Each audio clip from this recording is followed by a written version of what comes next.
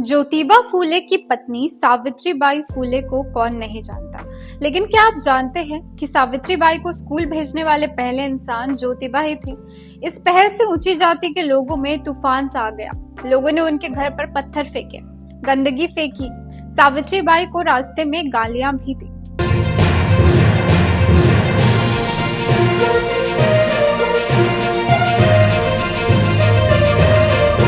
नमस्कार, मैं प्रियंका सिंह और आप देख रहे हैं द एसबी प्रेस। साल 1948 में पुणे में लड़कियों के लिए पहला स्कूल खोला गया। इस स्कूल में दलित और पिछड़ी जातियों की लड़कियों को भी पढ़ाया गया था।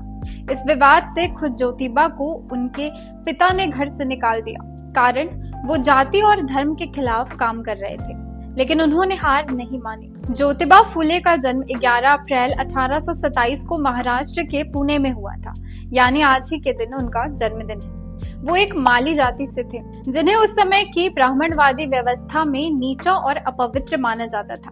जब उन्होंने शिक्षा प्राप्त की तो वो उस समय की सामाजिक असमानताओं को करीब से समझ पाए। एक दिन जब वो एक ब्राह्मण मित्र की शादी में शामिल हुए तो वहां से पुरोहितों ने उन्हें मंच से नीचे उतार दिया, सिर्फ इसलिए क्योंकि वो शूद्र थे।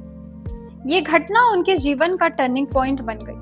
उसी दौरान ज्योतिबा फूले ने ब्राह्मणवाद पर खुला हमला बोला। उन्होंने कहा कि ब्राह्मणों ने समाज को जानबूझकर जातियों में बांटा ताकि वे खुद को श्रेष्ठ और दूसरों को नीचा साबित कर सके। उन्होंने ब्राह्मण पुरोहितों की सत्ता को धोखेबाज और मानवता विरोधी बताया, जिससे महाराष्ट्र के ऊंची जाति के लोगों में गुस्सा भड़क उठा। उन्हें धर्मद्रोही, विद्रोही और यहाँ तक कि पागल भी कह दिया गया था। ज्योतिबा फूले सिर्फ विचारों के सुधारक नहीं थे, उन्होंने लेखनी से भी क्रांति लाई। साल 1869 में उन्होंने एक नाटक लिखा, तृतीय रत्न। इस नाटक में उन्होंने ब्राह्मण पुरोहितों की चालाकियों, अंधविश्वासों और शोषण को उजागर किया। इस नाटक में एक पात्र कहता है, पंडितों ने शास्त्रों का जाल बुना है ताकि हम जैसे लोग कभी सवाल ही ना पूछ सके। नाटक छपते ही पुणे के कई ब्राह्मण संगठनों ने इसकी निंदा की। कई जगहों पर इस नाटक पर पाबंदी लगाने की कोशिश भी की गई। ब्राह्मण वर्ग ने इसे हिंदू धर्म पर हमला करार दिया। इसके बाद उन्होंने 1873 में गुलामगिरी नामक पुस्तक लिखी, जिसमें उन्होंने भारतीय समाज की तुलना अमेरिकी गुलामी से की। उन्होंने लिखा कि शूद्र और अतिशूद्र भारत में गुलाम है और उनकी गुलामी ब्राह्मणों ने बनाई है। ये कहना उस समय बम फोड़ने जैसा था। ब्राह्मण समाज में इसका तीखा विरोध हुआ। कुछ ने तो ये तक कह दिया था कि ज्योतिबा फूले अंग्रेजों के एजेंट हैं। ज्योतिबा फूले ने न सिर्फ जातिवाद के खिलाफ आवाज उठाई, बल्कि उन्होंने महिलाओं के अधिकारों के लिए भी लड़ाई लड़ी। वो विधवा पुनर्विवाह के पक्ष में थे और उन्होंने ऐसे कई विवाह भी करवाए। धार्मिक ठेकेदारों ने इसे धर्म भ्रष्ट करार दिया। पुणे के कई हिस्सों में उनके पुतले जलाए गए।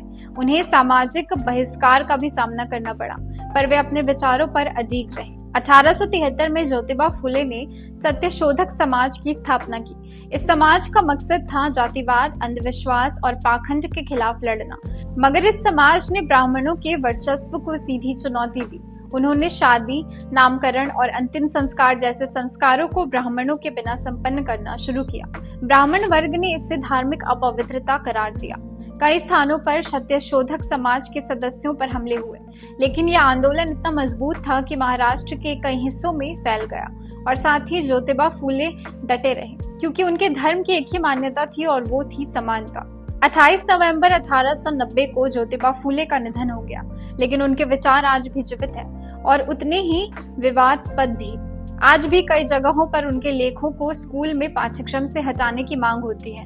कई विचारक उन्हें महान समाज सुधारक मानते हैं तो कुछ उन्हें धर्म विरोधी करार देते हैं। ज्योतिबा फूले का जन्म एक मिशन था, समानता, शिक्षा और इंसाफ के लिए। उन्होंने समाज की जड़ें हिला दी और यही बात उन्हें विवादों के केंद्र में ले आई। आज उनके जन्म दिवस के शुभ अवसर पर हम उन्हें याद करते हैं। अगर आपको ये वीडियो पसंद आई हो तो इसे लाइक करें, शेयर करें और इसी तरह के और अपडेट्स के लिए बने रहे हमारे चैनल द एसबी प्रेस के साथ। धन्यवाद।